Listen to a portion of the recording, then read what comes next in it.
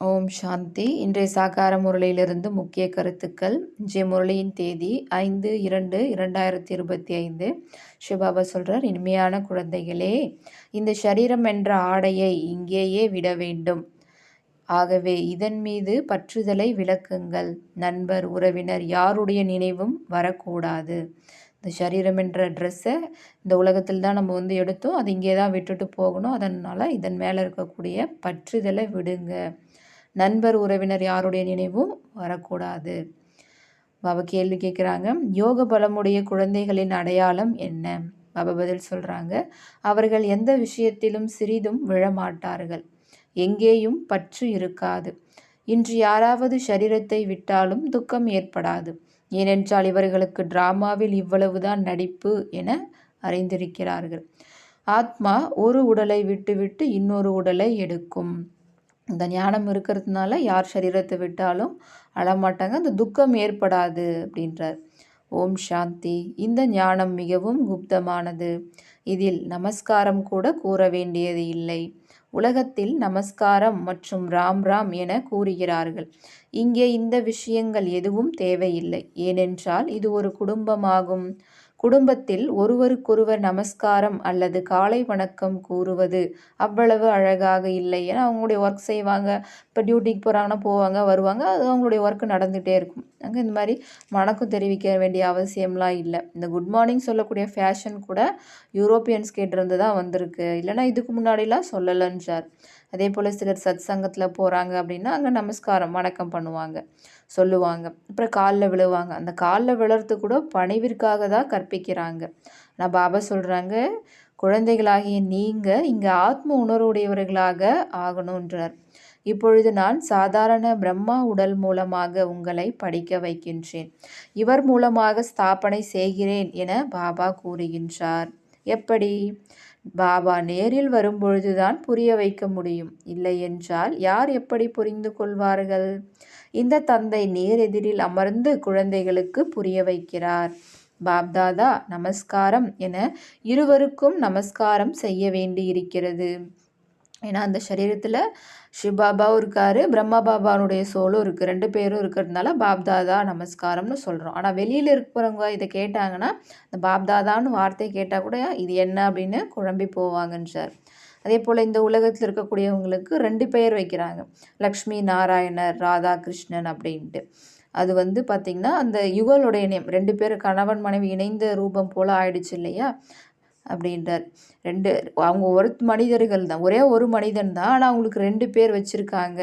இப்போ இந்த மாதிரி பெயர் வைக்கிறது கூட தவறு அப்படின்ட்டு குழந்தைகளாகிய நீங்கள் இப்போ புரிஞ்சுருக்கீங்க அப்படின்றார். பாபாவை வேறு யாரும் புரிந்து கொள்ள முடியாது. நீங்கள் பாப்தாதா நமஸ்காரம் என்கிறீர்கள்.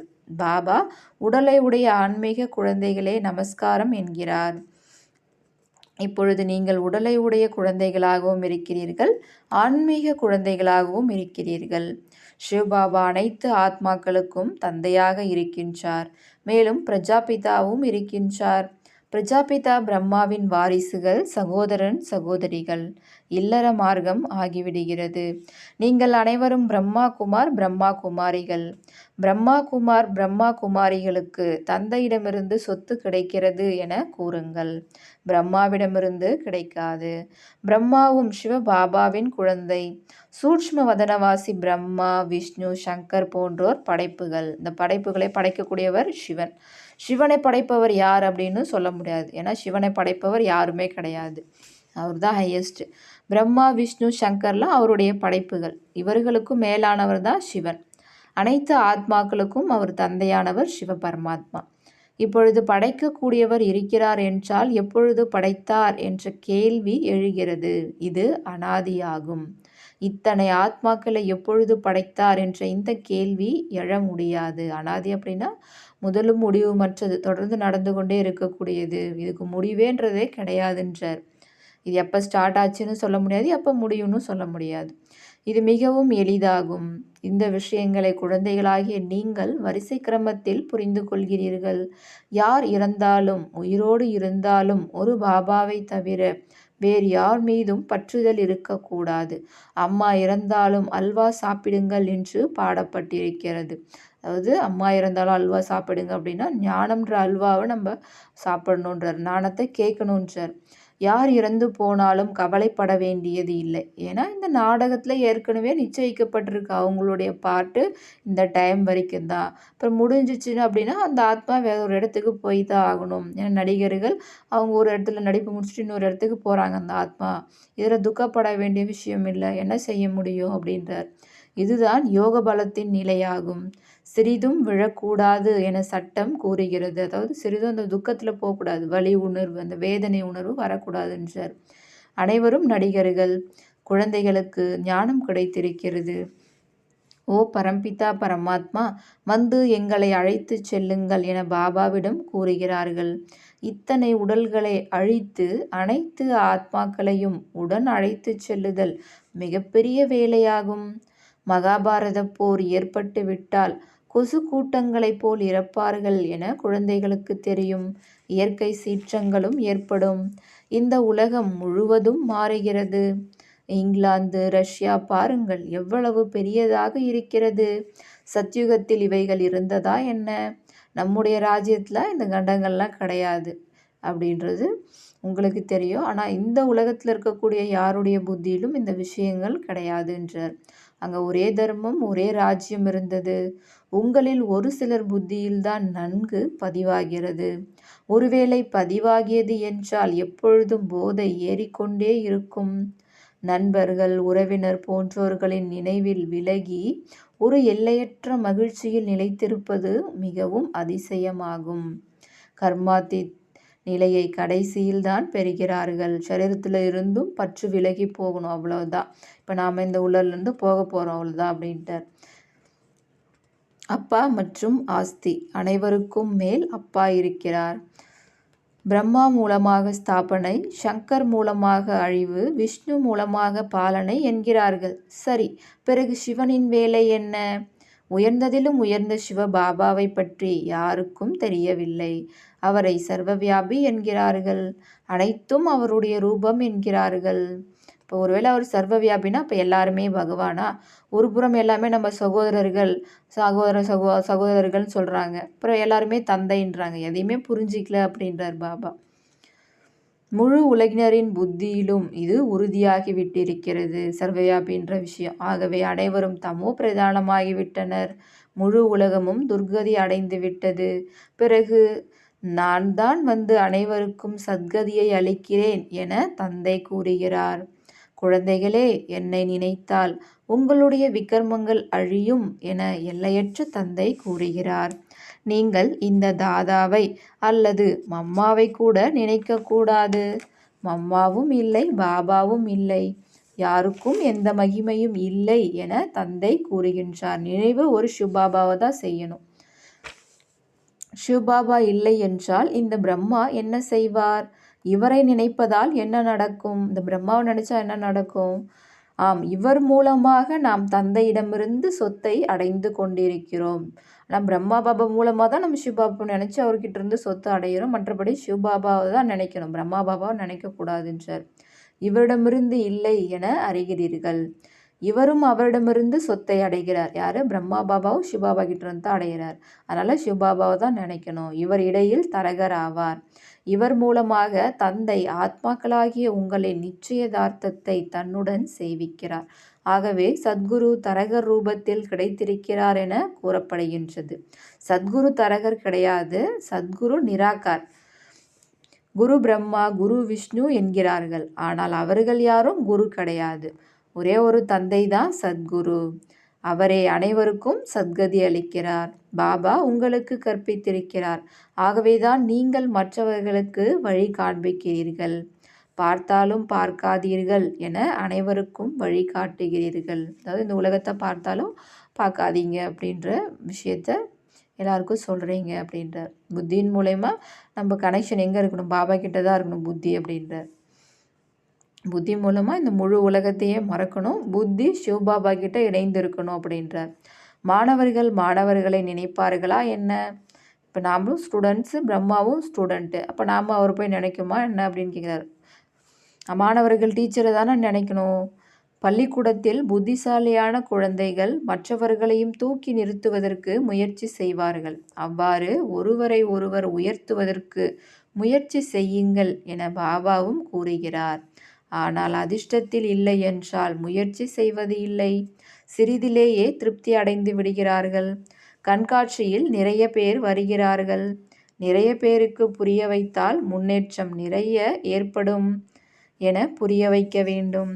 மேளாவில் அனைத்து விதமானவர்களும் வருகிறார்கள். யாரையும் தடுக்க முடியாது. அதாவது இந்த ராயல்ட்டியாக இருக்கக்கூடிய மனிதர்களும் வருவாங்க. சிலர் அப்படி இப்படி இருக்கவங்களும் வருவாங்க. நிறையா பேசுவாங்க, நம்மக்கிட்ட ஆர்கியூ பண்ணுவாங்க. அந்த மாதிரி இருப்பாங்க. அதனால் பாபா கண்காட்சிகளில் அழைப்பிதழ்களை கொடுத்து அழைக்கும்பொழுது நல்ல நல்ல மனிதர்கள் வருவாங்க. அவங்க புரிஞ்சுக்கிட்டு மற்றவங்களுக்கு போய் சொல்லுவாங்க. அப்போ நிறைய பேர் வருவாங்க. அதே போல் பெண்களுக்கான நிகழ்ச்சிகள் நடத்தும் போது பெண்கள் மட்டுமே பார்க்குற மாதிரி அந்த மாதிரி ப்ரோக்ராமையும் பாபா உருவாக்க சொல்கிறார். முதலில் சிவபாபா நிராகார் என்பதை புரிய வைக்க வேண்டும் என உங்களுக்கு பாபா புரிய வைத்துள்ளார். 2 தந்தையிடமிருந்து சொத்தை அடையும் அளவுக்கு இருவரும் ஒரே நிலையில் இருக்க முடியாது. சொத்து அப்பாவினுடையது இல்லை தாத்தாவினுடையது தான் கிடைக்கும். ஆனால் தாத்தாவுடைய சொத்தில் தான் உரிமை நிறையா இருக்குது. அது எவ்வளோதான் கெட்ட குழந்தையாக இருந்தாலும் தாத்தா கிட்ட இருந்து அந்த சொத்து அந்த பேர பசங்களுக்கு போய்டுன்னுவாங்க. இதான் ஏன்னா இந்த கலியுகத்தினுடைய சட்டம் அந்த மாதிரி இருக்குது. இவர்களுக்கு பணம் கிடைத்தால் 1 வருடத்திற்குள் காலி செய்து விடுவார்கள்னு தெரியும். ஆனால் அரசாங்க சட்டம் இருக்கிறதுனால தாத்தாவுடைய சொத்து அந்த பேர பசங்களுக்கு கொடுக்குற மாதிரி தான் ஆகும். அதில் அரசாங்கம் எதுவும் செய்ய முடியாதுன்றார்.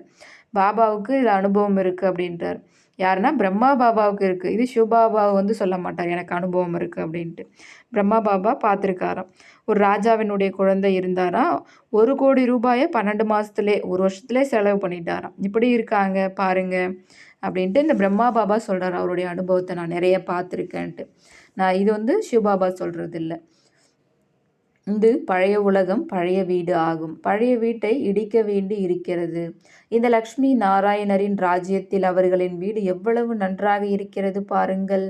நீங்கள் நரனிலிருந்து நாராயணன் ஆகிறீர்கள் என்று இப்பொழுது பாபா மூலம் புரிந்து கொள்கிறீர்கள். நீங்கள் ஒவ்வொரு நாளும் முன்னேறிக்கொண்டே இருக்கிறீர்கள். மலர்களாக மாறிக்கொண்டிருக்கிறீர்கள். சிவபாபா இவருக்குள் இருக்கிறார்.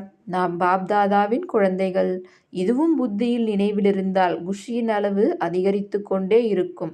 மேலும் டிராமாவில் உறுதியாக இருக்க வேண்டும். யாராவது சரீரத்தை விட்டாலும் அவங்க பாட்டு அவ்வளோதான், இங்கே முடிஞ்சிருச்சு, அடுத்தது வேறு இடத்துக்கு போயிட்டாங்க, இதில் கவலைப்படுறதுக்கு எதுவும் கிடையாது அப்படின்னு பாபா டிராமாவில் ரொம்ப ஸ்ட்ராங்காக இருக்க சொல்கிறார். சத்யுகத்தில் அனைவரும் பற்றற்றவர்களாக இருக்கிறார்கள். இங்கே யாராவது இறந்துட்டாங்கன்னா எவ்வளோ அழுகிறாங்க. பாபாவை அடைந்து விட்டால் பிறகு அழ வேண்டியது இல்லை. பாபா எவ்வளவு நல்ல வழி காட்டுகிறார். கன்யாக்களுக்கு மிகவும் நல்லது. தந்தை வீணாக பணத்தை செலவு செய்கிறார். மேலும் நீங்கள் சென்று நரகத்தில் விழுகிறீர்கள். இதைவிட நாங்கள் இந்த பணத்தினால் ஆன்மீக யூனிவர்சிட்டி மற்றும் ஹாஸ்பிட்டல் திறப்போம். நிறைய பேருக்கு நன்மை செய்தால் உங்களுக்கும் புண்ணியம் எங்களுக்கும் புண்ணியம் ஆகிவிடும் என கூறுங்கள். நாம் பாரதத்தை சொர்க்கமாக மாற்றுவதற்காக உடல் மனம் பொருள் அனைத்தையும் செலவு செய்வோம் என குழந்தைகள் தாங்களே உற்சாகத்தில் இருப்பீர்கள். இந்த மாதிரி அந்த லௌகீக தந்தை மேரேஜ் பண்ணணும் அப்படின்னு சொன்னால் கூட நீங்கள் இந்த மாதிரி பேசி சென்டர் ஹாஸ்பிட்டல் ஓப்பன் பண்ணுங்கள். அதன் மூலியம் நிறைய பேருக்கு நன்மை ஏற்படும். பைசா கொடுக்குறதுனால உங்களுக்கும் புண்ணிய கணக்கு வரும் அப்படின்னு சொல்கிறார். அப்போ பார்த்திங்கன்னா டாக்டர் நிர்மலா தாதி அவங்க அப்படி தான் அவங்க அப்பா கிட்ட சொல்லி ஆன்மீக சேவையில் அவங்களுடைய எல்லா ஷேரையும் கொடுத்தாங்க. இவ்வளவு போதை இருக்க வேண்டும். முக்கியமாக குமாரிகள் எழுந்து நிற்க வேண்டும். நல்லது. இனிமையிலும் இனிமையான காணாமல் போய் கண்டெடுக்கப்பட்ட செல்லமான குழந்தைகளுக்கு தாயும் தந்தையும் ஆகிய பாப்தாதாவின் அன்பு நினைவுகள் மற்றும் காலை வணக்கம். ஆன்மீக குழந்தைகளுக்கு ஆன்மீக தந்தையின் நமஸ்காரம். ஆன்மீக தந்தைக்கு ஆன்மீக குழந்தையின் நமஸ்காரம். தாரணைக்கான முக்கிய சாரம். முதல் பாயிண்ட், தன்னுடைய நடவடிக்கைகள் மிகவும் ராயலாக இருக்க வேண்டும். மிகவும் மேன்மையாக பேச வேண்டும். பணிவு என்ற குணத்தை தாரணை செய்ய வேண்டும். 2வது பாயிண்ட், இந்த கண்களுக்கு என்னென்ன தெரிகிறதோ அது அனைத்தும் சுடுகாடு ஆகப் போகிறது. ஆகவே இதை பார்த்தாலும் பார்க்காமல் இருங்கள். ஒரு சிவபாபாவைத்தான் நினைக்க வேண்டும். எந்த தேகதாரியையும் நினைக்க கூடாது. பாபா இன்னைக்கு வரதானம் தராங்க. மாஸ்டர் ஞானக்கடல் ஆகி பொம்மை விளையாட்டை முடித்துவிட்டு நினைவு மற்றும் சக்தி சொரூபம் ஆகுக. மாஸ்டர் ஞானக்கடலாகி பொம்மை விளையாட்டை முடித்துவிட்டு நினைவு மற்றும் சக்தி சொரூபம் ஆகுக. விளக்கம்: பக்தி மார்க்கத்தில் மூர்த்தி செய்து பூஜை செய்கின்றனர். பிறகு அதனை நீரில் மூழ்கச் செய்கின்றனர். அதையே நீங்கள் பொம்மை பூஜை என்று சொல்கின்றீர்கள். அவ்வாறே உங்களுக்கு முன்னால் ஏதேனும் உயிரற்ற சாரமற்ற பொறாமை, ஆவேசம், அனுமானம் வரும்போது அவற்றை நீங்கள் விஸ்தாரமாக்கி அனுபவம் செய்வதும் செய்ய வைப்பதும், இதுவே சத்தியம் என நினைப்பது கூட அவற்றுக்கு உயிர் கொடுப்பதாகும். பிறகு அதனை ஞானக்கடல் பாபாவின் நினைவால் முடிந்தவற்றிற்கு முற்றுப்புள்ளி வைத்து சுய முன்னேற்றம் என்னும் அலைகளில் மூழ்கச் செய்கிறீர்கள். இருந்தாலும் டைம் எடுத்துக்கிறீங்க இல்லைங்களா? வேஸ்ட்டு தானே அப்போ அந்த டைம், அவ்வளோ நேரம் அப்படின்றார். எனவே முன்னதாகவே மாஸ்டர் ஞானக்கடல் ஆகி நினைவால் சக்தி பவ எனும் வரதானத்தால் இந்த பொம்மை விளையாட்டை முடித்து விடுங்கள். பாபா ஸ்லோகன் சொல்கிறாங்க: யார் தக்க சமயத்தில் ஒத்துழைப்பு தருவார்களோ அவர்களுக்கு 1க்கு பன்மடங்கு பலன் கிடைத்து விடுகிறது. இன்றைய அவ்யக்த சமிக்ஞை: அரசியல் தலைவர்கள், தர்ம தலைவர்கள் அனைவருக்கும் தூய்மை மற்றும் ஒற்றுமையினை அனுபவம் செய்ய வையுங்கள். இந்த குறைபாட்டினிலேதான் இரு சக்திகளும் பலவீனமாக உள்ளன. மதத்தின் அதிகாரத்தை இதிலிருந்து விடுபடச் செய்வதற்காக விசேஷமான வழிமுறை தூய்மையை நிரூபிப்பதே ஆகும். அத்துடன் அரசியல் அதிகாரத்திற்கு ஒற்றுமையை நிரூபிக்க வேண்டும். அச்சா. ஓம் சாந்தி.